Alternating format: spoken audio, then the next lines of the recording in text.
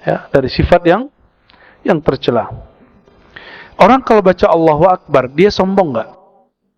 Tapi kenapa kalimat takbir itu jadi simbol kesombongan orang Islam hari ini? Ada apa dengan takbirmu? Wajar takbirmu tidak dimenangkan Allah, karena Allah yang engkau sebut dalam takbirmu tidak engkau besarkan di kolbumu.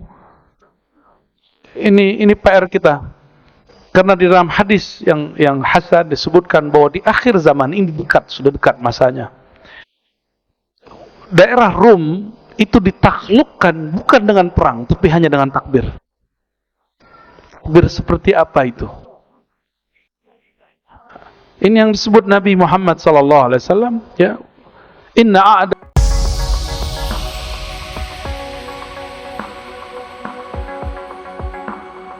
Asyhadu an la ilaha illallah asyhadu anna Muhammadan abduhu wa rasuluh. Allahumma salli wa sallim wa barik ala sayyidina Muhammadin tibbil qulub wa dawaiha wa afitil abdani wa shifaiha wa nuril absari wa diyaiha wa ala alihi wa ashabihi wa li baitihi wa dhurriyyatihi ajma'in. أما بعد اللهم فقهنا في الدين والتأويل وافتحنا يا فتاح فتوح العارفين. Jemaah duha yang bukan Allah, kita lanjut kitab Al-Khasa'is Al-Ummah Al-Muhammadiyah. Sekedar reminder bahwa mengenal Nabi Muhammad SAW itu ada beberapa sisi. Satu, bab sirah, sejarah perjalanan hidup Nabi. Lalu kedua adalah syama'il, mengenal fisik Nabi Muhammad SAW. Dan yang ketiga, membahas khasa'is Nabi Muhammad SAW. Abu Yasin Muhammad Alawi Al-Maliki, beliau membuka cabang baru, satu ilmu dari khasa'is Al-Muhammadiyah. Keistimewaan Nabi Muhammad SAW, nanti turunannya, ini ilmu walaupun bahannya lama, tapi disusun baru oleh Abu Yasin Muhammad Al-Maliki. Meskipun sebelum beliau sudah ada yang nulis hal yang serupa, tapi sedetail ini, sebagus ini, itu adalah jasa dari Abu Ya Sayyid Muhammad Alawi Al-Maliki. Dan kita sebelumnya masuk kepada keistimewaan umat Nabi Muhammad SAW dalam bab solat. Masih ingat sebelumnya bahwa solat menghapus kesalahan. Kedua, solat itu mengangkat darajat. Solat itu sebaik-baik syariat yang Allah syariatkan. Solat itu sebaik-baik amal. Solat itu obat bagi ruh dan jasad. Solatnya rileks nggak, Bapak Ibu? Atau buru-buru? Atau tegang? Saya lihat banyak orang tegang kalau solat. Tangannya tegang, tangannya kaku. Itu dia bukan solat. Solat itu rileks. Kata Nabi SAW, arifna bis salah. Rehatkan kami, rilekskan kami dengan solat. Maka orang yang masih tegang dalam solat, dia belumlah sampai kepada sir rahasianya solat. Ya, kita nggak bilang solat dia batal, tidak, tapi dia belum sampai kepada hakikat solat. Pada pagi ini, insya Allah kita akan masuk kepada bab, kepada fasal mengenai solat itu tempat berbisik, bermanja-manja kepada Allah SWT. Halaman 4 di sini. Ini yang saya ingat, barangkali lupa, tapi ya benar ya.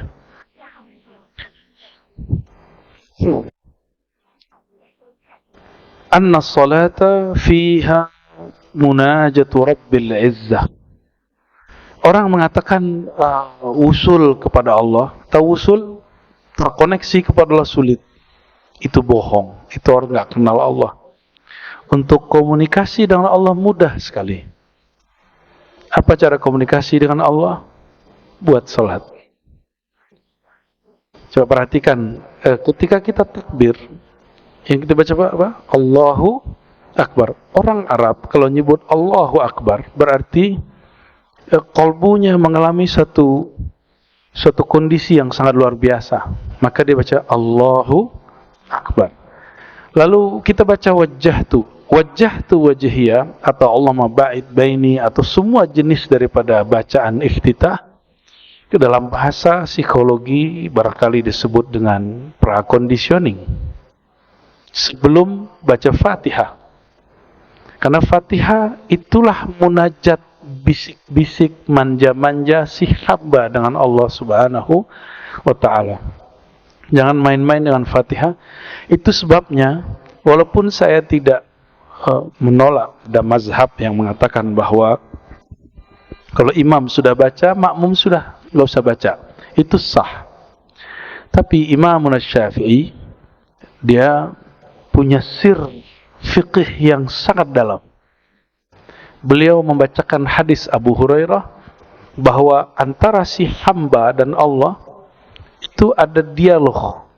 Dialog itu Allah berikan fasilitasnya bernama surat Al-Fatihah.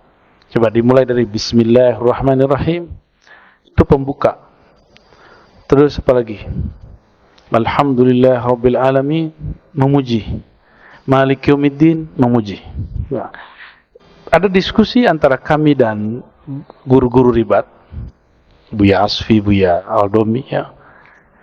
Dan beberapa kawan bertanya mengenai, karena ada bacaan Maliki Yaumiddin. Dalam satu bacaan qiraat yang kita riwayatkan dari guru-guru kita, yang saya terima dari guru saya, Maliki Yaumiddin. Versi kedua, Maliki Yaumiddin. Sudah pernah dengar imam baca begitu? Sesekali ya. Mungkin kalau Kiai Abdurrahman coba begitu di sini, orang langsung menegur beliau. Kiai ini kayaknya Iqra pun belum selesai.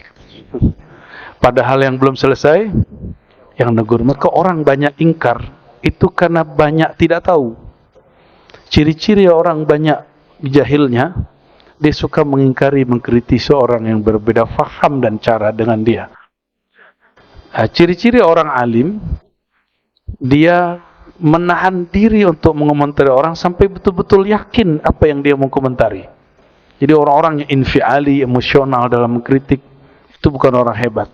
Mungkin retorikanya bagus, tapi kejahilannya juga bagus. Ya, terlalu bagus jahilnya. Na'udzubillah min dzalik. Walaupun tadi sudah baca suratul Fatihah, kita ulang lagi. Fatihah kita kirimkan untuk Nabi Muhammad SAW dan pengarang kitab ini dan murid-murid beliau yang merupakan guru daripada kami. Al-Fatihah. Bismillah. Syaratul ladzi.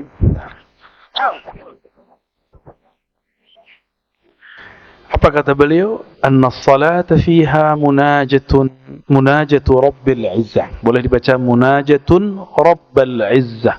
Dua-duanya boleh. Salat itu di dalamnya ada munajah. Munajat telah menjadi bahasa kita hari-hari. Apa arti munajat? Mohon. Apa lagi? Mohon itu doa.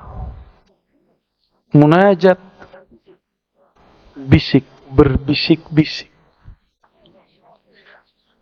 Berbisik-bisik itu bermanja-manja, bermesra-mesra.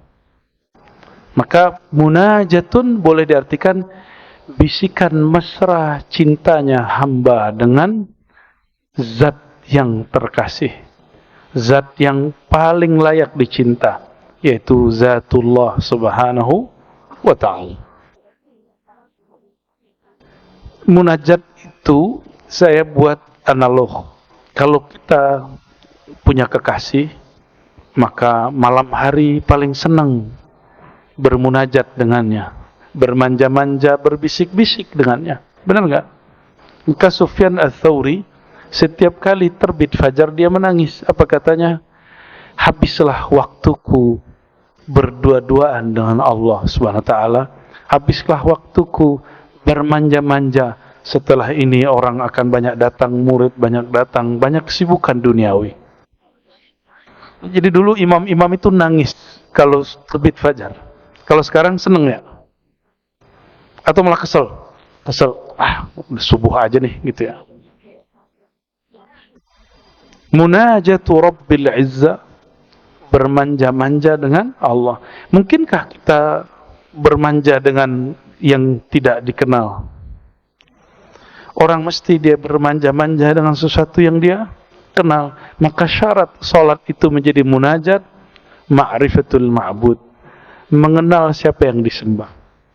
Karena ma'rifat mengenal Allah itu tiada batasnya, maka jangan berhenti belajar ilmu tentang Allah Subhanahu wa ta'ala. Dan gak ada namanya orang paling mengenal Allah setelah Nabi Muhammad SAW, kecuali pewaris-pewaris mutlak beliau yang Allah rahasiakan. Ya. Hari ini banyak orang jualan obral ma'rifat, terus ngaku dirinya satu-satunya yang bisa menghantarkan murid kepada Allah. Nggak begitu, itu Arab Badui begitu. Arab Badui datang kepada baginda lalu mengatakan, ya Rabb irhamni wa Muhammada, sayangi aku dan Muhammad saja, jangan yang lain. Sama persis, yang bisa bawa ke Muhammad cuma saya.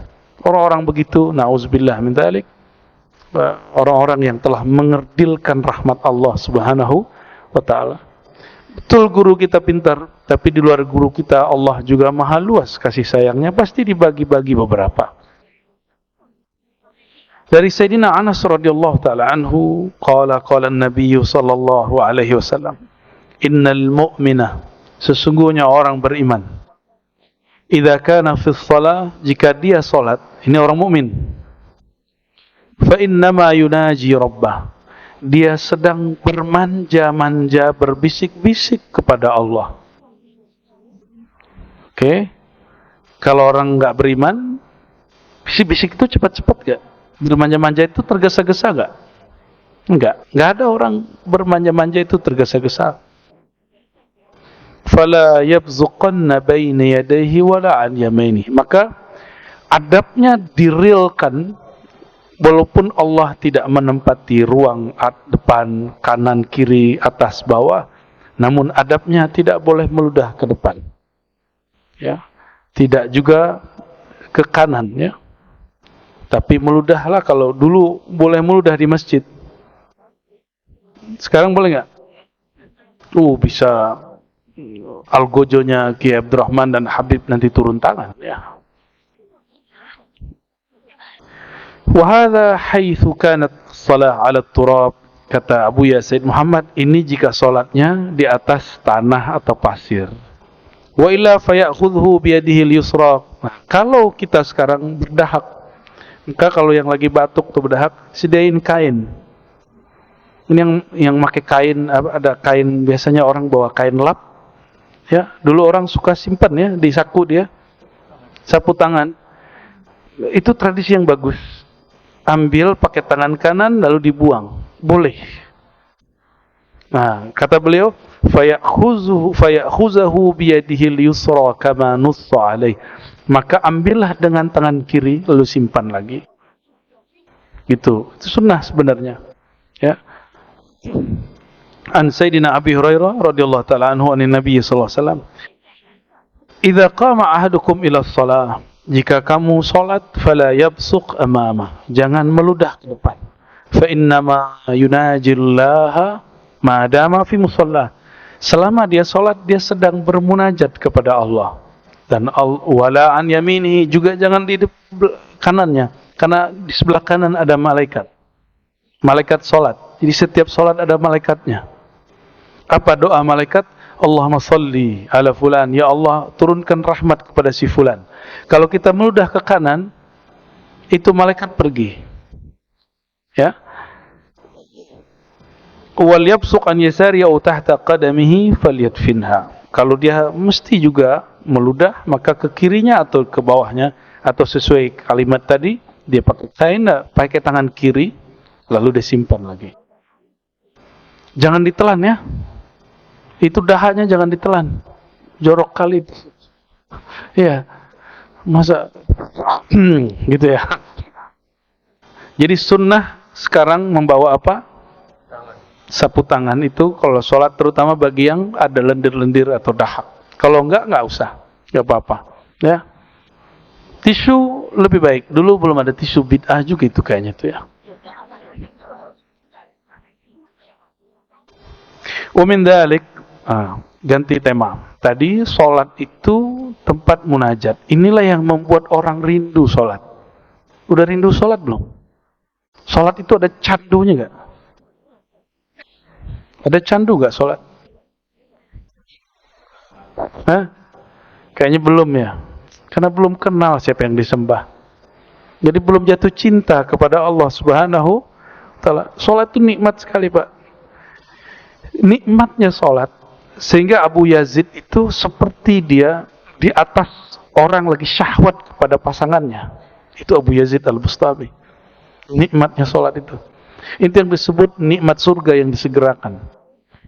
Maka Nabi SAW mengatakan, hubbiba ilayya minad dunya at-tib wan nisa wa ju'ilat qurratu aini fi shalah.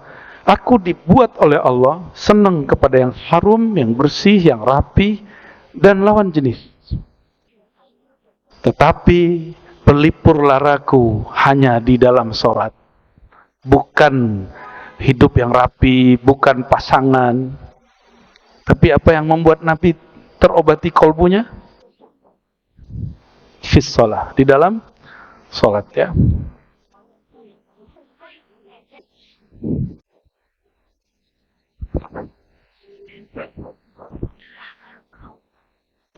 Sir sholat, rahasia sholat yang lain. Nah, yang berikut, ini nggak tahu nomor berapa lah ini ya.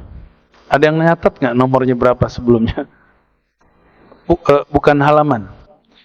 Kelebihan sholat 1, 2, 3 ini nggak tahu nomor berapa. Beliau nggak ngasih nomor. Ya, anna sholata fiha tawajjuh wal iqbal ala Allah. Sholat itu ada dua aktivitas besar selain munajat di situ, yaitu tawajjuh. Seperti tawajjuh.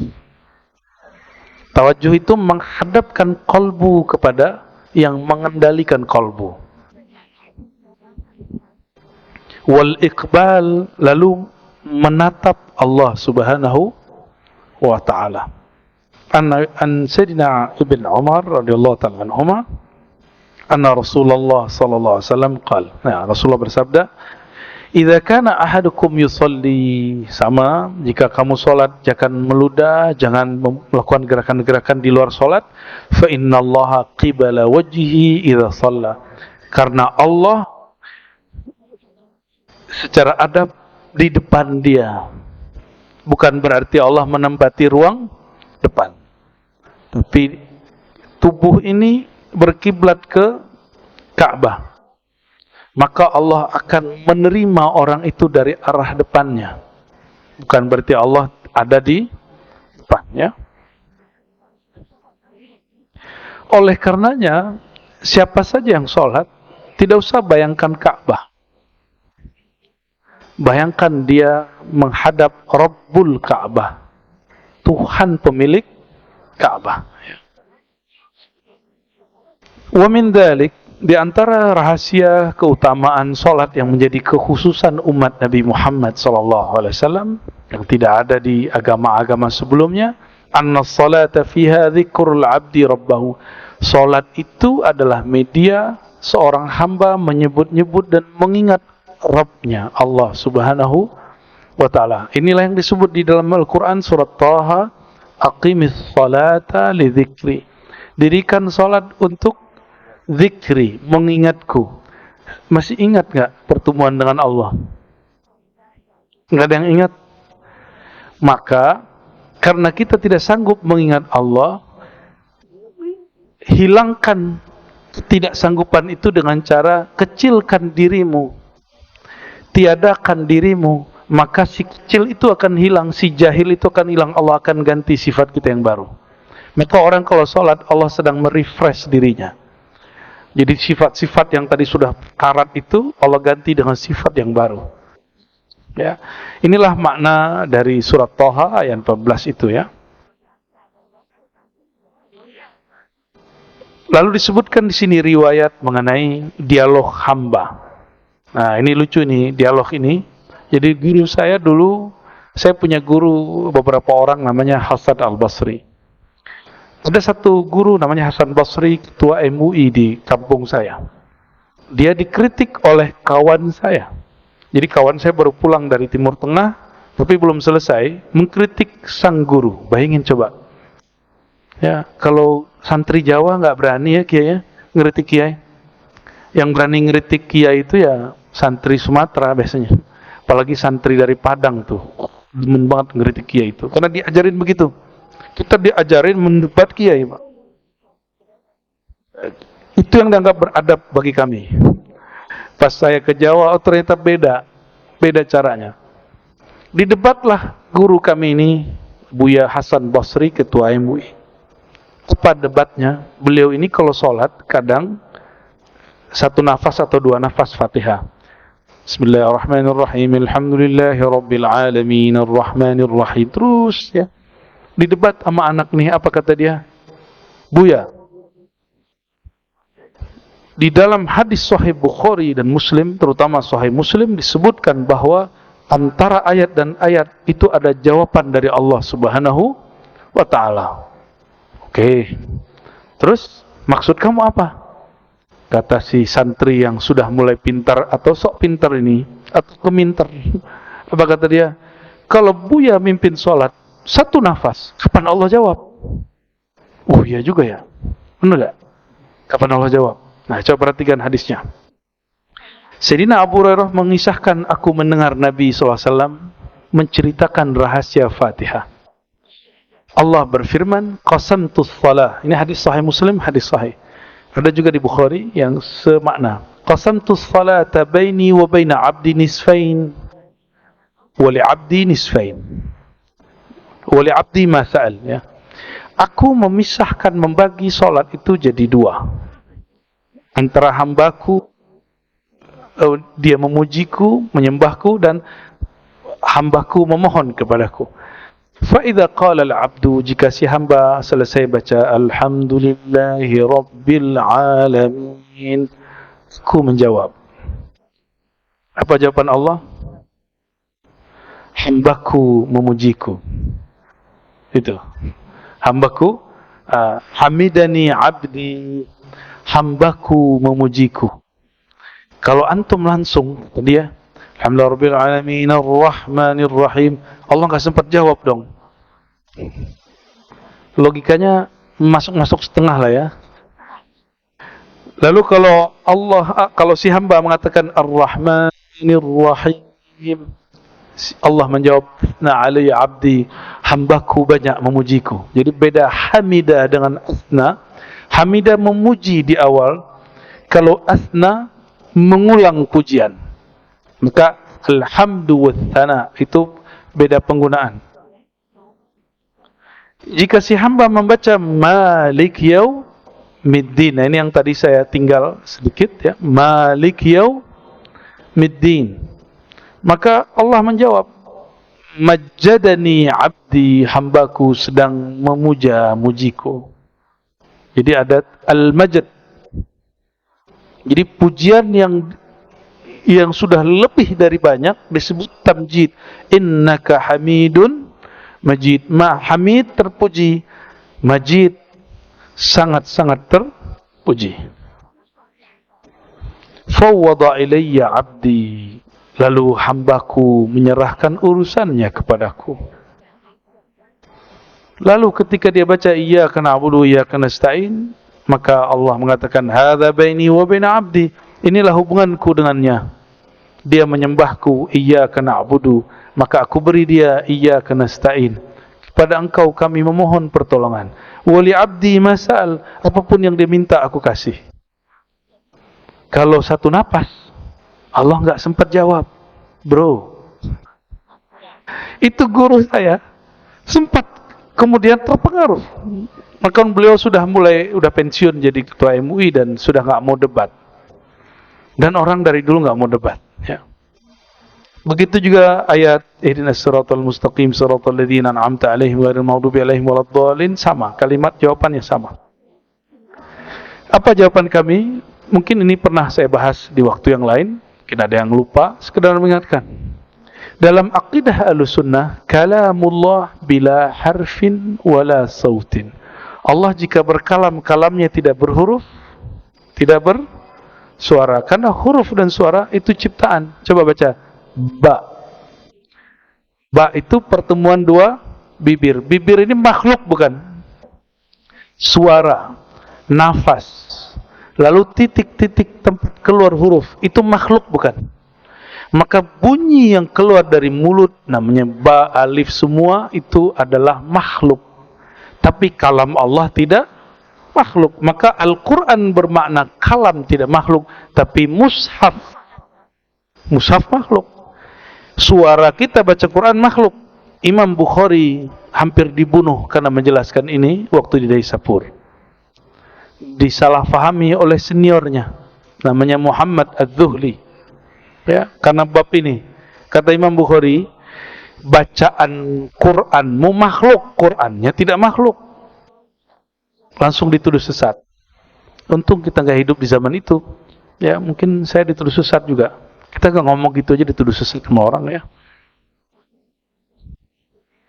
Walhasil saya sampaikan, jadi Buya, Allah itu berkalam seperti yang Buya ajarkan dulu waktu di sekolah, tanpa huruf dan tempat suara. Maka jika Allah menjawab Bismillahirrahmanirrahim, Alhamdulillahirabbil alamin, lanjut misalnya satu nafas, itu nggak perlu jeda, karena Allah menjawab tidak perlu jeda. Dan itu sekali saya lihat beliau senyumnya puas sekali. Terakhir saya berkunjungi beliau dan setelah itu beliau wafat. Tapi saya puas. Semoga itu tanda beliau ridho, ya, ridho kepada muridnya yang kurang adab ini. Ya. Mengenai Maliki Yaumiddin, nah ini ada tafsir Ma'thur, ini dia. Tafsir yang diriwayatkan bahwa Maliki Yaumiddin, Allah berkalam, hambaku memuja-mujiku dan dia telah menyerahkan urusannya kepadaku. Jadi kita kalau mengatakan Maliki Yaumiddin, dialah sang pemilik, sang raja hari kiamat. Di dalam Asmaul Husna Allah bernama Malikul Mulk. Malikul Mulk. Malikul tanpa alif. Bukan Malik, bukan, tapi Malikul Mulk. Itu lebih tinggi daripada Malik. Maka jika ada orang imam baca Maliki Yaumiddin, itu salatnya sah, Fatihahnya sah. Dia tidak mengurangi satu huruf. Qul a'udzu birabbin nas, malikin nas, atau malikin nas. Mana yang benar? Malikin nas, raja yang benar-benar raja di raja, penguasa, pemilik manusia. Itu mana Malik tanpa alif. Tapi kalau pakai alif, itu berarti raja aja atau pemilik saja. Suatu kali Nabi SAW pernah mengatakan di hadapan sahabat. Jadi Nabi ini tawadu, tapi dalam bab tertentu beliau mengenalkan dirinya dan menyebutkan hakikat jiwanya, hakikat nurnya. Apa kata beliau? Ana sayyidu waladi Adam. Akulah sayyid waladi Adam. Kalau boleh diterjemah, raja manusia. Yaumal qiyamah, pada hari kiamat. Maka ulama-ulama ahli isyari mengatakan Maliki Yaumiddin itu Allah. Kalau Maliki Yaumiddin itu nur Allah, nur kekuasaan Allah yang Allah berikan kepada Nabi Muhammad sallallahu alaihi wasallam. Wallahu alam, itu penjelasan isyarat ya. Waja'a fi riwayatin ukhra ziyadatun fi awwalihi fa idza qala al-'abdu bismillahirrahmanirrahim. Ada satu riwayat dia tidak sahih, tapi riwayat Daruqutni dan Baihaqi. Jadi mulai dari bismillah. Jika si hamba baca bismillah, maka Allah mengatakan dzakarani 'abdi, hambaku menyebut-nyebut namaku, mengingat aku. Senang diingat sama orang. Ya. Senang diingat? Itu namanya sifat jalal Allah yang Allah sertakan pada diri kita. Karena dalam diri ini ada hembusan ruh. Ruh itu dihembus langsung dari Allah Subhanahu wa taala, maka Allah menyertakan sedikit beberapa sifat-sifatnya. Itu sebabnya kita dapat mendengar, itu kan dari sifat ruh semua. Melihat, ya. Kalau nggak ditiup, itu tubuh nggak bisa mendengar. Dan juga termasuk karakter ingin diingat. Orang kalau faham ini, mengingat dia akan dihantarkan mengingat Rasulullah, mengingat Rasulullah akan menghantarkan dia ingat kepada Allah. Itu yang disebut di hadis Imam Ahmad, Imam Ibnu Majah, man awliya Allah, siapakah wali Allah wahai baginda? Beliau menjawab, man idza ra'aitahu dzukirullah. Orang yang jika engkau pandang, engkau ingat, engkau visualkan, engkau bayangkan, engkau kirimin Fatihah, mengingat dia menghantarkan engkau mengingat Allah Subhanahu wa taala. Kenapa? Bukan lagi fisik dia yang kita lihat, tapi sirruhnya yang bersumber dari hembusan Allah Subhanahu wa taala. Itulah guru mursyid. Itu yang disebut guru. Jadi orang kalau dapat ijazah 7 tapi mandang dia enggak membuat kita ingat Allah, maka dia bukan mursyid kita. Carilah mursyid yang kalau mengingat dia, memandang dia, membuat kita teringat baginda, membuat kita terhantar mengingat Allah Subhanahu wa ta'ala. Dan itu makamnya Nabi Muhammad SAW. Lalu pewaris-pewaris Nabi Muhammad sallallahu alaihi wasallam. Semoga di antara kita diizinkan untuk mencapai makam ini. Amin ya rabbal alamin. Wa min dzalik, di antara sir rahasia daripada salat yang merupakan kekhususan umat Nabi Muhammad SAW. Jadi salat itu Bapak Ibu, ibadah secara umum, setiap ibadah ada malaikatnya. Dan malaikatnya ada 2 jenis, malaikat bumi dan malaikat langit. Khusus Fatihah yang dibaca dalam salat, itu ada bacaan amin. Coba amin. Nah ini amin. Yang bisa bahasa Arab, amin itu terjemahannya apa? Hah? Coba, tasrifnya apa? Kan kata Arab itu bisa diderivasi, dirubah. Shalla yusalli salatan. Amin apa? Nggak ada kata sepakat ulama, karena itu bukan bahasa Arab yang bisa ditasrif. Di bahasa Arab yang unik, dia bahasa Arab alam sana. Itu bahasa Arab alamnya malaikat. Maka ketika orang baca waladhdallin, jangan terlalu panjang doanya ya. Waladhdallin. Dan jangan kemudian didengung terlalu panjang. Itu keliru itu, ya. Enggak boleh. Itu bila gunnah. Tanpa ada dengung. Waladhdallin, langsung disambut. Karena bi gunnah itu sudah jelas masuk ke huruf waw dan huruf-huruf tertentu yang lain. Jika ada orang membaca itu, maka malaikat dengan bahasa Arab langit. Nah, ini bahasa biar agak ngeri-ngeri sedap. Membaca amin. Banyaklah orang bertanya, sebenarnya cara baca amin itu gimana? Amin atau amin. Yang benar yang mana? Kayak tahu yang benar aja sih. Dalam ilmu tajwid, jika 2 alif ketemu, maka dia dijadikan matnya panjang. Itu asalnya amin. Kalau versi ahli tasrif. Cuma emang bisa ditasrif begitu, ada ya di tengahnya. Ini muskil. Maka ada ulama kita yang memanjangkan amin. Itu ada alirannya dalam ilmu tajwid. Jadi ilmu tajwid ada mazhabnya Bapak Ibu. Mazhab itu tidak hanya mazhab fikih. Mazhab fikih yang ditulis di depan masjid. Kan kalau disebut semua repot juga, tapi cukup yang 3 itu. Mazhab apa di sini? Syafi'i. Enggak usah ditulis qiraat kita, qiraat Asim. Oh, repot sudah. Ya, cukup 3 itu. Pertanda masjid ini masjid rahmatan lil alamin, insya Allah. Nggak mungkin juga disebut qiraat Asim, rempong. Ya, jadi amin itu bukan bahasa Arab sini. Dia bahasa Arab. Dia walaupun tidak setara dengan alif lam mim, tapi dia hampir-hampir sumbernya sama. Coba alif lam mim, ada yang tahu bahasa Arabnya apa? Alif lam mim. Apa artinya? Enggak tahu. Itu bukan arti. Hanya Allah yang tahu. Itu bukan arti. Ada artinya, ada di kitab tafsir. Namun dalam tafsir Jalalain yang dibaca Kiai Imam Suyuti mengalihkan makna, bukan memaknai. Wallahu a'lam bimuradihi.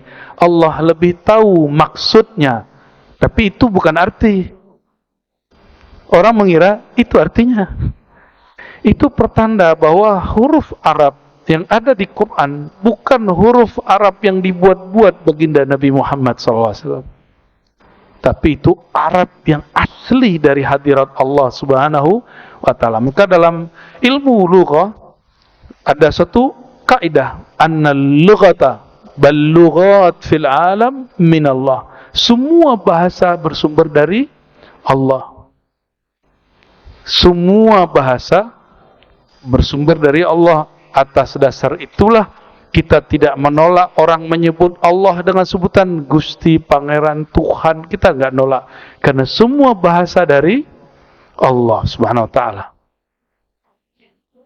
Yang menolak, dia tidak mengerti ilmu bahasa, padahal Al-Quran itu sumber bahasa.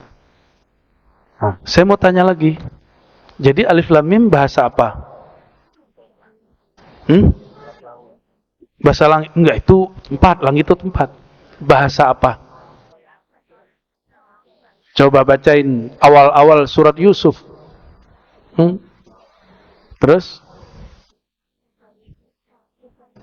Qur'anan. Kami jadikan Quran itu Arabian. Maka alif lam mim itu bahasa Arab, tapi bukan bahasa Arab sini. Ini yang disebut i'jaz, untuk melemahkan Arab-Arab Quraisy, karena bahasa Arab mereka sudah terkontaminasi. Ada Arab yang lebih murni. Gitu. Apa makna Arab? Bahasa Arab itu artinya araba, artinya sesuatu yang bergerak. Maka huruf bahasa Arab, harokat itu artinya gerak. Harokat itu gerak artinya. I'rab itu mengetahui harokat akhir dari satu kata. Dan satu kata tidak selalu stagnan seperti bahasa Indonesia. Saya makan. Bisa nggak? Saya makana, makani, makanu. Nggak ada. Dalam bahasa Arab, makan itu akala, yakulu, yakul, kulu, kuli. Banyak sekali. Itu disebut dengan i'rab. Maka bahasa Arab itu bahasa yang bergerak. Dan dia selalu bergerak. Jadi alif lam mim bahasa apa? Alif lam mim bahasa apa? Bahasa Inggris. Bahasa Arab. Tidak ada di dalam Al-Quran satu kata, satu huruf pun di luar bahasa Arab. Karena dia bahasa Arab pasti ada maknanya. Namun tidak semua diketahui oleh para ulama. Hatta kelas Sayyidina Abu Bakar As-Siddiq dibacakan ayat wa fakihatan wa abba. Orang nanya, ya Abu Bakar, apa itu abba? Kalau fakihah kami tahu buah. Abba, mana abba? Apa kata Sayyidina Abu Bakar? Seandainya saya taruh kepala saya di bawah kolong angin manapun, ini kepala nggak berani menerjemahkan, menafsirkan ayat sesuka hati. Selevel Abu Bakar, Sayyidina Abu Bakar As-Siddiq tidak berani memaknai ayat sesuka hati. Ini muncul ada orang baru belajar terjemah Quran lalu mengatakan Muhammad pernah sesat. Dia nggak kenal kata dal dalam bahasa Arab itu beda dengan kafar. Ya, wa wajadaka dhallan fahada, dan dia mendapati engkau dalam keadaan dol. Dol enggak mesti sesat, bisa keliru, bisa tidak tahu, lalu ia menunjukimu. Tapi sama kawan saya yang baru hijrah jadi ustadz, apa kata dia? Rasulullah pernah sesat. Orang kalau baca Quran enggak belajar akidah, maka dia akan sesat menerjemahkan Al-Quran. Oleh karena itu, akidah minal Quran. Akidah itu bagian dari Al-Quran. Kalau kita pakai Quran, ada nggak sholat 5 waktu? Sholat cuma 3 waktu. Aminah Wadud, tahu Aminah Wadud yang mimpin sholat Jumat, perempuan? Itu kita tanya, kenapa sih ente mimpin sholat Jumat? Apa jawaban dia? Di Quran nggak ada larangan perempuan jadi imam sholat Jumat. Iya juga sih ya, tapi blow on.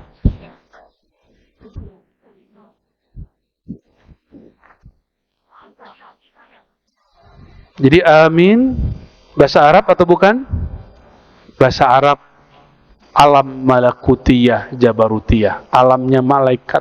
Maka malaikat setiap kali ada orang baca walau dhalin amin, maka amin itu juga bahasa Arab, tapi bahasa Arab sana. Ya. Dan amin juga dipakai oleh orang Suryaniyah, orang berbahasa Suryaniyah dan Ibraniyah. Amin, amin, gitu ya. Amin sebenarnya nggak ada men, min. Dalam bahasa yang tepatnya dibaca begitu.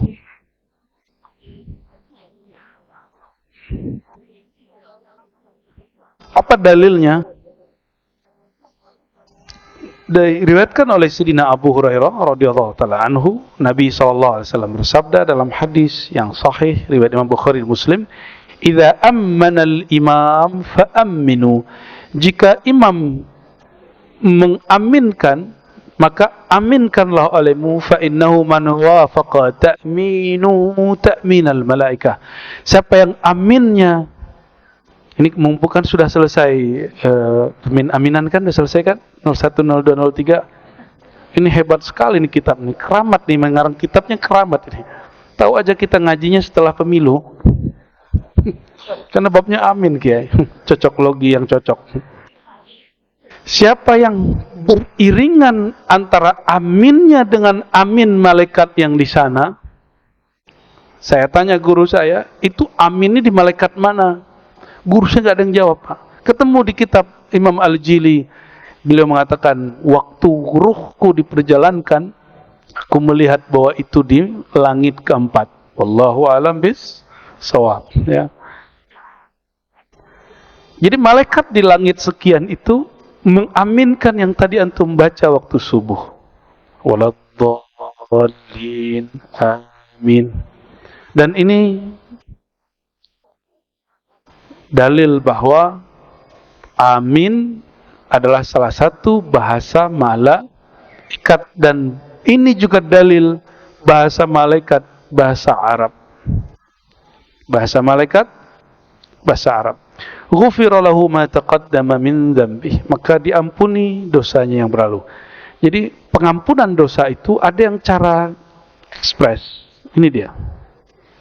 Ada yang cara panjang, puasa Ramadan 30 hari, Qiyamul Lail 30 hari. Apalagi? Ada yang tobat, ada yang kafarah. Ada macam-macam. Nah, ini cara ekspres. Paling gampang tuh baca Fatihah, diampuni dosanya.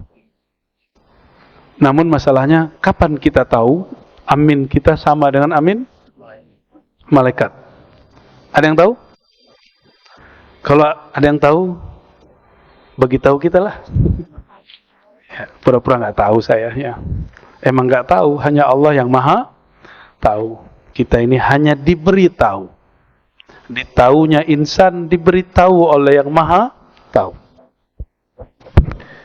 Juga disebutkan oleh riwayat Imam Bukhari Muslim yang lain bahwa idza qala ahadukum amin, jika kamu membaca amin, qalatil malaikatu fis sama, malaikat yang di langit juga membaca amin, fawafaqat ihdahumal ukhra, samalah aminmu dengan aminnya dia, ghufira lahu ma taqaddama min dzambi, diampuni ya.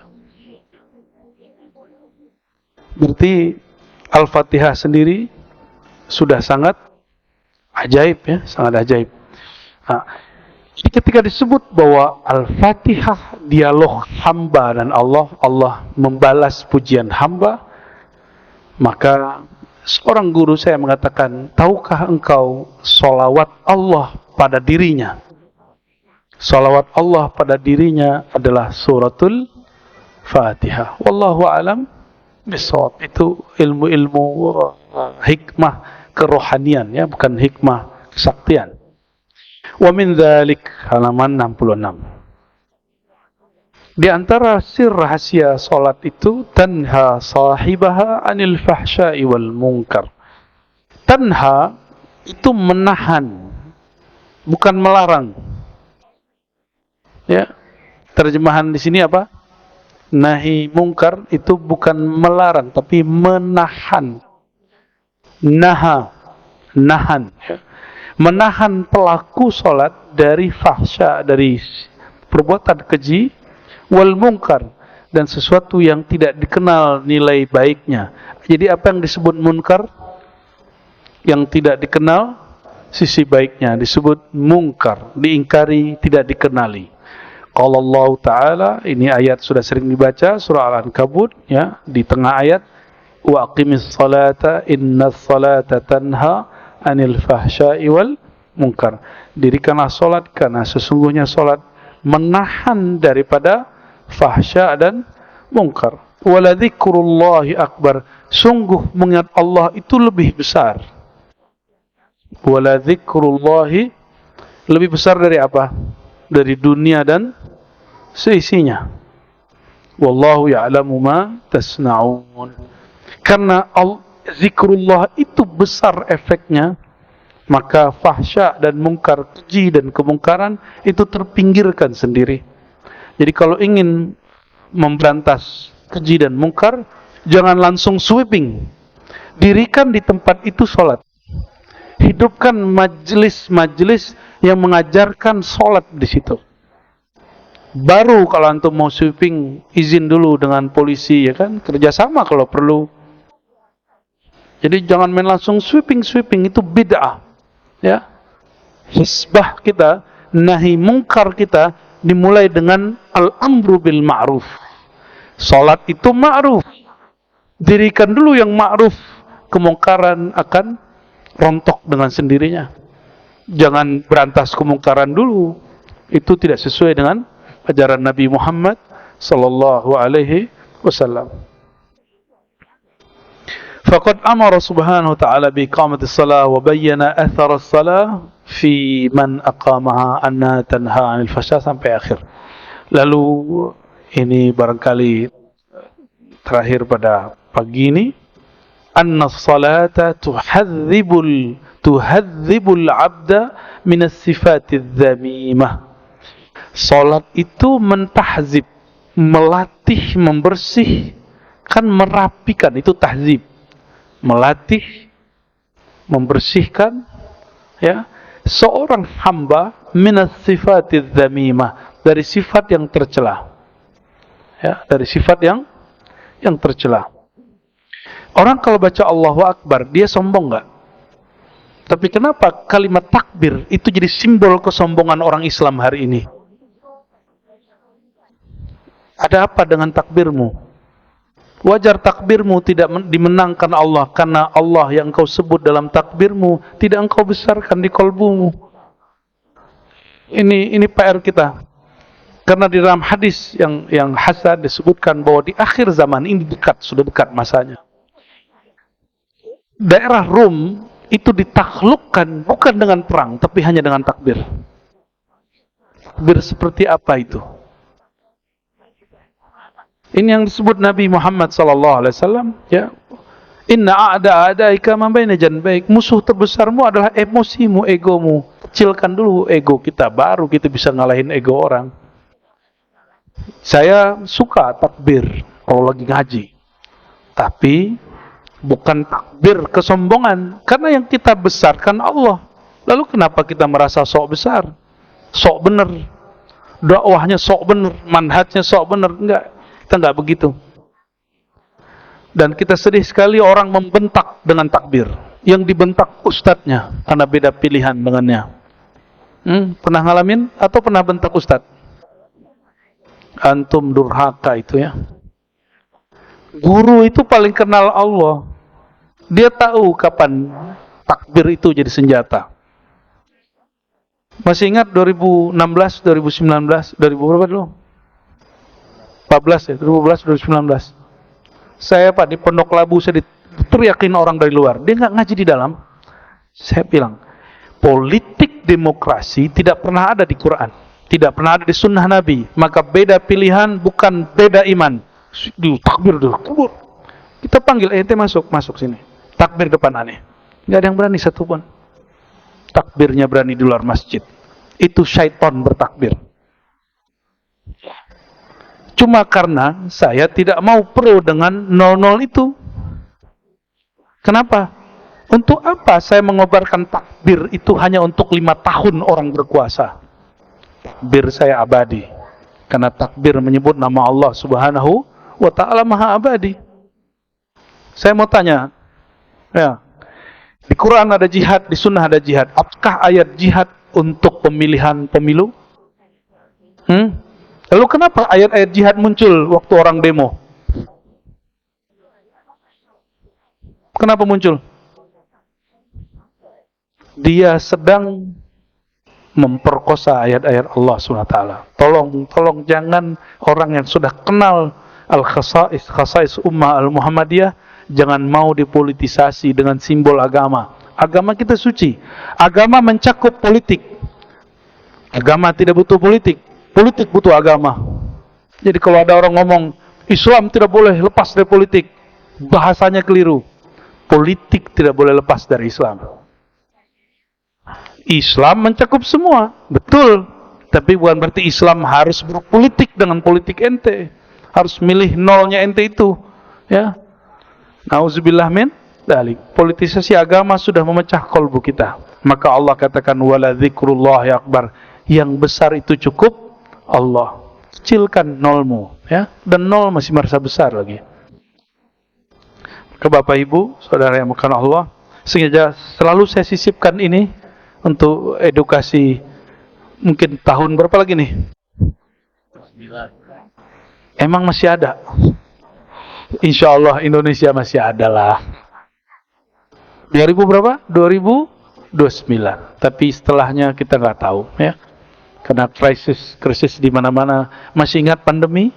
Ini udah lupa semua. Amnesia, cepat sekali lupanya. Pandemi seakan-akan nggak ada lagi aktivitas, masjid kosong. Nggak pernah dalam sejarah Indonesia masjid kosong. Masjid ini pernah kosong ya, Kiai? Ya, Kiai kena juga deh. Ya. Tengkarlah antara, karena dekat kantor polisi ya, langsung dibubarin nih.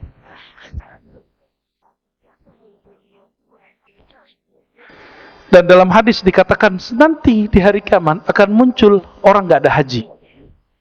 Untungnya pandemi kemarin orang masih ada haji. Oh berarti bukan yang kemarin. Cuma mungkin kemarin itu trial.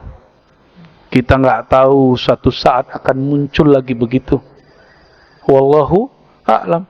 Ini bukan nakut-nakutin, ini memang menakutkan. Tapi tenang, wala dzikrullahi akbar. Mengenal Allah itu lebih besar. Menyebut nama Allah itu lebih besar. Gak usah khawatir nanti Pak Klik katanya El Nino, El Nano, El Nino, terserah dia mau datang. Ya, karena dalam hadis disebutkan nanti sebelum Isa turun, Dajjal muncul, Al-Mahdi berjuang, nanti ada 3 tahun masa paceklik. Hujan nggak turun, gagal panen di mana-mana, kelaparan di mana-mana, orang berebut air, berebut nasi, berebut semua. Sebelum masa itu datang, berlatihlah tidak bergantung dengan air, bergantunglah dengan zat yang menciptakan air. Jangan bergantung dengan lagi nasi.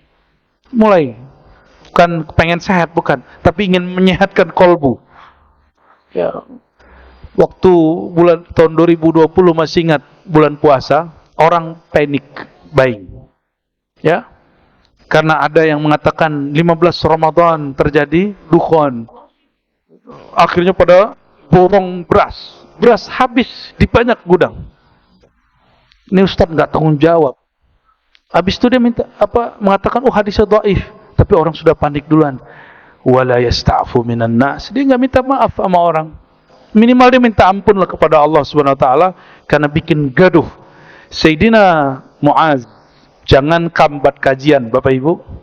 Mimpin salat itu kurang satu orang, terganggu satu orang karena salat dia kepanjangan. Nabi langsung kasih gelar, afattanu anta ya Muaz, kamu ngacau umat hai Muaz. Menggigil Muaz digituin. Makanya Muaz dididik oleh Rasulullah SAW, akhirnya paling mengerti halal haram. Dididik begitu sama Rasulullah SAW. Satu jamaah berkurang, Pak. Satu jamaah terganggu dengan imamnya dia. Bayangkan ceramah-ceramah kita hari ini mengganggu banyak orang. Nauzubillah min dzalik. Kasihlah ceramah yang rahmah, ya. Enggak, Islam itu tegas. Tegasnya Rasulullah itu dengan rahmah. Dalam lembutnya dia tegas, dalam tegasnya dia sayang. Nabi itu tegas bukan untuk kebencian. Nabi itu lembut bukan karena kelemahan, tidak. Karena yang dapat mengalahkan kekasaran, kezoliman itu cuma kelembutan. Coba antum lihat, mohon maaf, pemimpin mana yang senang dihujat? Pasti dihancurin orang menghujat dia. Tapi wallahi saya menyaksikan di hampir semua negara dan dalam sejarah Islam, pemimpin-pemimpin yang zalim takluk kepada ulama yang kolbunya lembut. Takluk. Dalam silsilah zikir kami, Thariqah Naqsyabandiyah Khalidiyah, itu ada seorang imam namanya Yusuf Al-Hamadani. Yusuf Al-Hamadani punya guru Abu Ali Al-Farmadi. Ini sezaman dengan Ghazali. Yusuf Al-Hamadani ini murid dari Abu Ali dan dia kawan sama-sama santri dengan Ghazali. Yang kita kenal siapa? Imam. Jadi ada nama Yusuf Al-Hamadani, ada Ghazali. Dua orang ini, Imam Ghazali jadi profesor kesayangan Perdana Menteri, Yusuf Al-Hamadani orang yang paling disegani Perdana Menteri. Itu kalau Yusuf Al-Hamadani datang di majelis, tempat duduknya Perdana Menteri dan Raja, langsung rajanya turun, Pak. Turun. Tafadhal, Syekh. Gak berani dia duduk di situ. Padahal Yusuf Al-Hamadani tidak pernah ngata-ngatain si Raja, Perdana Menteri. Tapi kata-kata dia betul-betul berpengaruh dalam merubah kolbu si pemimpin ini. Tapi coba ganggu si Raja itu. Besok gak nyampe, hari ini hilang orangnya. Soeharto, masih ingat? Soeharto sama orang yang kritik dia hilang orangnya. Tapi belakangan di akhir hayatnya dia udah mulai takbiran, mimpin takbiran, ya. Sudah mulai bangun masjid di mana-mana, masih ingat? Itu karena ada orang berhati lembut, tegas. Gak bisa digoyang oleh beliau, gak bisa dibayar oleh beliau. Orang ini membackup. Kalau nggak kita yang backup, siapa lagi yang backup? Maka saya husnuzon dengan ulama-ulama yang membersamai pemimpin-pemimpin yang keras, pemimpin yang dituduh-tuduh culas.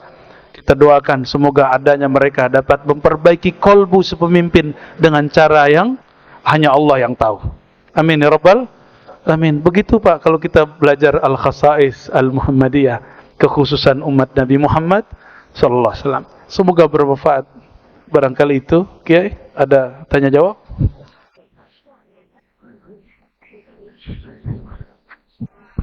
Bapak Ibu sekalian, barangkali ada yang mau ditanyakan. Kira-kira ada waktu 10 menit cukup Bu ya? Oke. 10-15 lah. Oh, dari Bapak dulu nih, Bapak sama Ibu satu. Dua dulu ya Pak ya, nanti kalau masih ada waktu kita tolong dibantu anak-anak santri.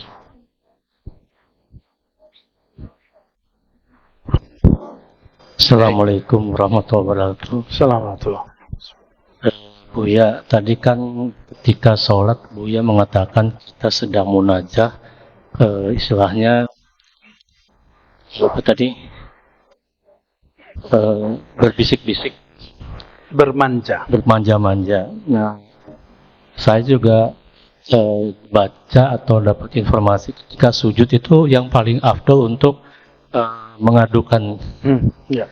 Nah, yang saya tanya itu caranya bagaimana ketika sujud itu, apakah harus pakai bahasa Arab atau pakai bahasa yang kita mengerti? Itu saja Bu ya. Makasih. Assalamualaikum warahmatullahi wabarakatuh. Assalamualaikum. Karena sholat itu ada rukun, ada syaratnya. Sholat tidak sah jika menggunakan bahasa Indonesia, bahasa Melayu, bahasa Jawa. Tetap yang dibaca oleh lisan bahasa Arab. Tapi Bapak kalau mau baca, di kolbunya. Kolbunya yang berbicara, karena Allah menatap isi kolbu. Kalau fisik Allah tidak tatap, yang ditatap Allah selalu kolbu. Innallaha yanzuru ila qulubikum. Jadi tatapan Allah jatuhnya ke dalam kolbu. Kolbu kita bahasa apa saja Allah faham. Tapi jangan ngomong pakai bahasa wahai Tuhan, gaya bener, sok mesra dalam sujudnya. Sujud syukur sih boleh, di luar sholat. Boleh pakai bahasa Indonesia. Ya. Sujud itu yang paling bagus membaca bukan doa-doa aneh-aneh. Yang dibaca oleh baginda Rasulullah SAW. Apa yang dibaca oleh Rasulullah SAW? Subhana rabbiyal a'la. Subhanakallahumma wa bihamdika la ilaha illa anta Allahumma firli. Yang diajarkan Nabi SAW kepada Sayyidina Ali. Ini sujud kalau sholat sunat. Sajadalaka sam'i wa basari wa qalbi wa dami wa lahmi wa izami. Terus sampai selesai. Ya Allah, sujud kepada Engkau pendengaranku, penglihatanku, lisanku, kolbuku, darahku, dagingku, tulangku. Ya. Kita sebut ini peleburan, sujud fana. Yang kami ambil hadis itu, ya, kita bawakan ke syahadat. Syahadu, aku leburkan, aku bersaksi bahwa diriku, tubuhku, jiwaku, pendengaranku, penglihatanku, begitu. Ciptaan Allah dari Nurullah, Nur Muhammad SAW. Itu kita ambil dari hadis itu, Pak. Hadis Imam An-Nasai dalam kitabus Sholahnya, beliau meriwayatkan bahwa Sayyidina Ali ketika sujud itu yang dibaca. Tulangnya sakit-sakit nggak?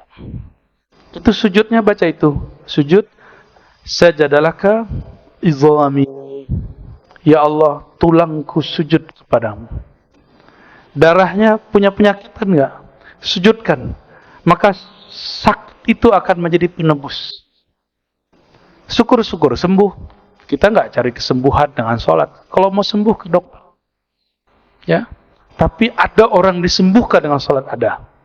Tapi kalau nggak sembuh, jangan salahkan sholatnya, karena sholat bukan klinik kedokteran, bukan. Ya. Jadi kalau ada terapi sehat dengan sholat, sholat bukan untuk sehat. Tapi rahasia sholat biasanya orang dapat sehat. Mohon maaf Bapak Ibu, mohon maaf mungkin ada yang sudah duduk di atas kursi. Tapi kalau orang rajin dia tahajud dari mudanya, dia nggak akan kemudian sulit dari atas ke bawah. Dia pasti bisa. Walaupun dia kalau jalan sudah ringkih. Ini yang saya rasakan selama bulan puasa, jadi badan saya agak sakit-sakitan sebelum Ramadan. Tapi dengan tarawih, kan 20 rakaat semalam naik turun. Ternyata tulang kita jadi kuat, persendian kita jadi kuat. Jadi tubuh ini Allah ciptakan untuk bergerak, bukan diam. Maka bagian yang paling sering diam itu punggung. Nabi sering bekam di situ.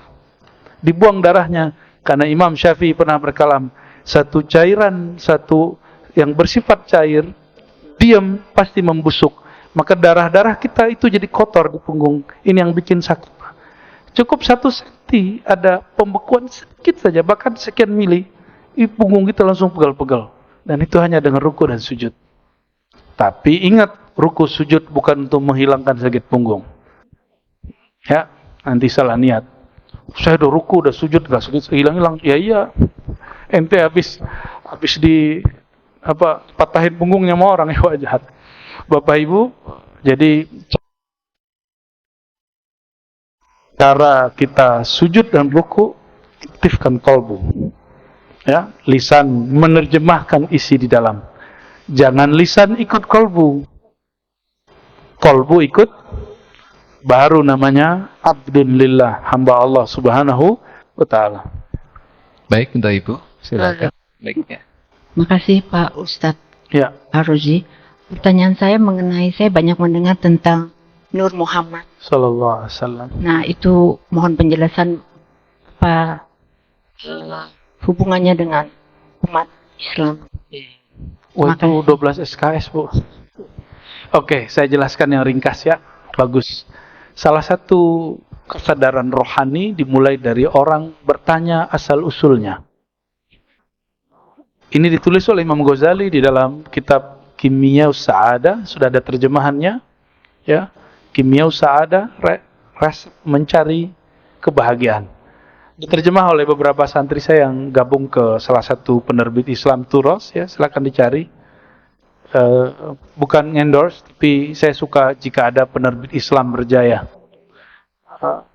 Beberapa risalah Ghazali lalu dikumpulkan jadi satu, tapi judulnya diambil dari risalah kecil Kimia Sa'adah yang diringkas oleh Syekh Amin Al-Kurdi dari bahasa Persia yang 1000-an halaman.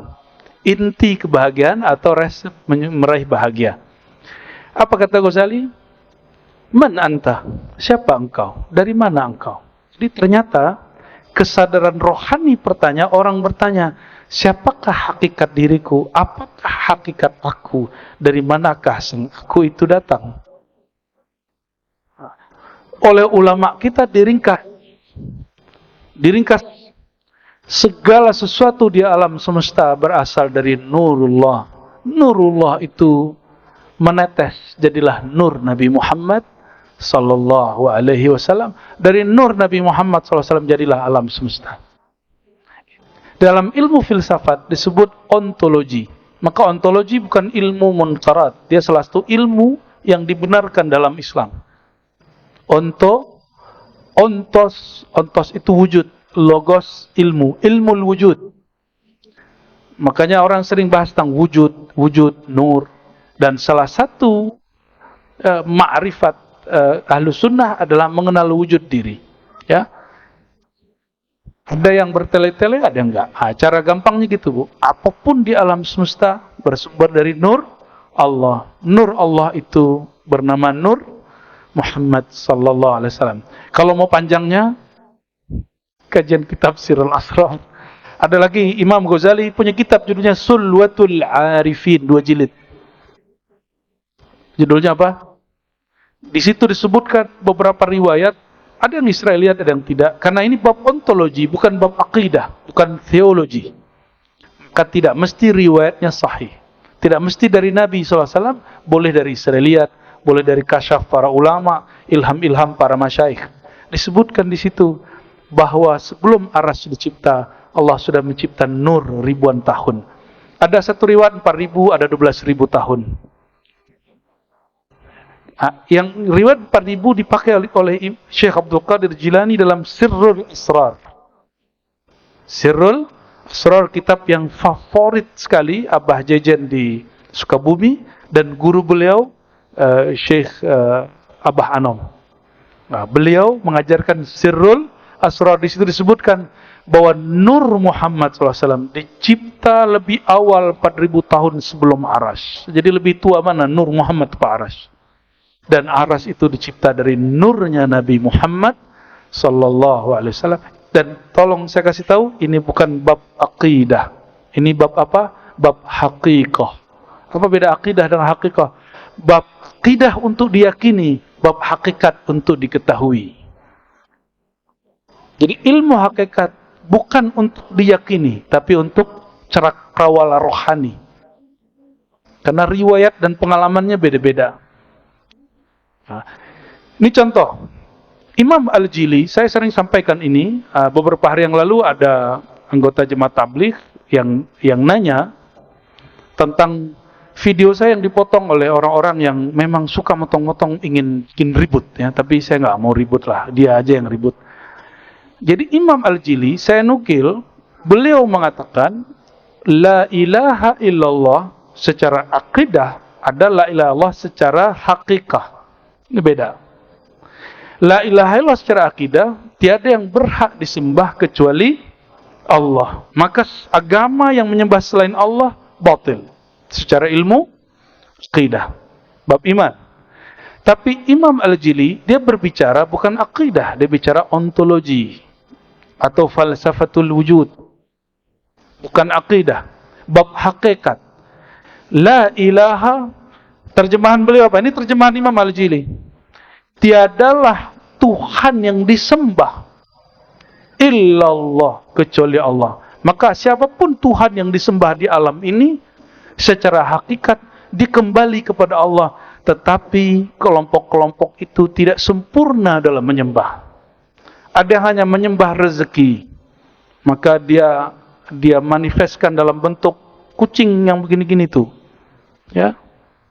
Ada yang menyembah kepada gunung karena terlihat tinggi dan hebat. Ada yang menyembah matahari karena sumber hayat kehidupan alam. Dia hanya menyembah satu nama, hayat. Ada yang menyembah Nabi Isa karena bisa menghidupkan yang mati. Dan imam yang saya sering sebut, murid dari Imam Syazili, guru dari pengarang hikam, Al-Mursi, Abu Labas Mursi. Apa kata beliau? Dirinya wali, qalbunya wali, itu penuh dengan nur asma dan sifat Allah. Jika disingkap orang mengira itu Allah, maka fa'abaduhu, mereka mengira itu Allah, mereka akan sembah. Itulah yang terjadi pada Nabi Isa. Kita lagi menjelaskan itu, cuma dipotong-potong. Ya, dikira saya membolehkan menyembah Nabi Isa. Tapi kita kembalikan ke bahasa Melayu lama, sembah dalam arti hormat boleh, tapi sembah dalam arti ibadah tidak boleh. Ya, persembahan tuh kenapa boleh? Ya, tari persembahan ada Pak di kampung saya, kalau ada tamu datang ada nih tari persembahan, persembahan hormat. Oke, coba perhatikan Quran, ini Quran. Sujud boleh nggak kepada selain Allah? Serius? Syirik? Syirik? Benar? Benar nih? Serius? Wallahi. Nabi Adam dipanggil oleh Allah, lalu disidang semua malaikat. Apa kata Allah? Wa idz qulna lil malaikati isjudu li Adama. Kami berkata kepada semua malaikat, sujudlah kepada hambaku Adam. Ayo, gimana? Emang nggak boleh? Quran loh Pak, ayatnya lebih dari satu ayat. Ada di Al-Baqarah, ada di Araf, ada di banyak surat. Jadi tidak semua sujud persembahan itu menyembah ibadah. Ada sembah hormat. Maka antum sudah clear, saya tidak pernah meyakini boleh menyembah Nabi Isa dalam pengertian menyembah ibadah. Saya juga tidak meyakini bahwa semua agama sama. Enggak. Siapa bilang semua sama? Itu orang emosional. Orang emosi, akalnya hilang 2/3. Bukan lagi setengah. Maka dia ingin mencari kesalahan orang, yang penting diambil kuat-kuatnya. Tapi insya Allah kita tenang-tenang aja. Ya. Kita mah tenang-tenang aja ya. Jadi, itu penjelasan bab hakikat. Ya. Jadi, la ilaha fil haqiqah, tiada Tuhan yang disembah secara hakikat kecuali Allah. Namun mereka menyembah Allah tidak sempurna. Apa kata Imam Al-Jili? Tanya ngaji, jangan ngaji di YouTube doang. Ya. Al-ma'bud al-haqiqi Allah, ma'bud hakiki Allah, dan yang menyembah Allah secara utuh hanya Nabi Muhammad SAW dan umat Nabi Muhammad SAW. Saya umat Nabi Muhammad SAW. Maka dalam bab hakikat, bahasanya bukan benar, salah, sesat. Enggak. Bahasanya kamil, akmal, qasir. Sempurna, tidak sempurna. Itu bahasa hakikat. Kalau ada orang ngomong hakikat sombong, dia belum nyampe kepada puncak hakikat. Imam Al-Jili sampai kepada puncak hakikat, maka dia memandang non-muslim bukan untuk dibenci, bukan mengatakan mereka salah. Cukup katakan mereka tidak sempurna. Itu bahasa hakikat, bukan bahasa akidah. Ya. Ilmu itu luas, ya. A'rafun nas bil khilaf, a'rafuhum bid-din. Orang yang paling mengenal perbedaan faham, perbedaan ilmu A dengan ilmu B, itu orang yang paling paham beragama. Ya. Jadi kalau ada antum ditanyain orang mengenai kalimat-kalimat saya tadi, itu bukan kalimat saya, tapi kalimat dari Imam Al Li, babnya bukan bab aqidah, tapi bab haqiqah. Bab haqiqah, bab ontologi, tidak wilayah hukum aqidah, dia wilayah yang lain. Wilayahnya bukan benar salah, wilayahnya sempurna tidak sempurna, elok kurang elok. Dan saya sedang mencoba mengedukasi diri saya sendiri dan kita semua supaya kita upgrade dari sekedar bab aqidah naik ke bab haqiqah. Biar jadi rahmat bagi alam semesta, bukan menjadi musuh orang yang berbeda. Wallahu a'lam bissawab. Cukup ya? Kita lanjutkan lagi bulan depan, dan insya-Allah nanti kita buat di sini daurah aqidah Ahlus Sunnah, karena judulnya berat ini Kiai. Ya, masjid apa tuh Habib? Masjid berakidah Ahlus Sunnah Asy'ari Maturidi. Nanti saya bawakan aqidah Imam Asy'ari itu seperti apa. Kita buat daurah ya. Semoga gratis. Semoga gratis. Tapi kitabnya bayar sendirilah. Nanti insya Allah kita akan buat daurah kajian aqidah Hadratus Syekh Hasyim Asy'ari. Supaya antum faham apa yang terjadi hari ini sudah dipetakan beliau dahulu. Salafi, Syiah, Ahmadiyah, ya, kelompok-kelompok aneh-aneh itu sudah disebut. Dan beliau menceritakan juga tentang kenapa pesantren beliau dan yang bermanhaj dengan beliau disebut Salafiyah, sedangkan ada nama Salafi yang lain. Nah, itu dia sebutkan di situ. Insya Allah silakan nanti ditunggu saja infonya. Itu hadiah dari kami karena sudah menulis tulisan apa?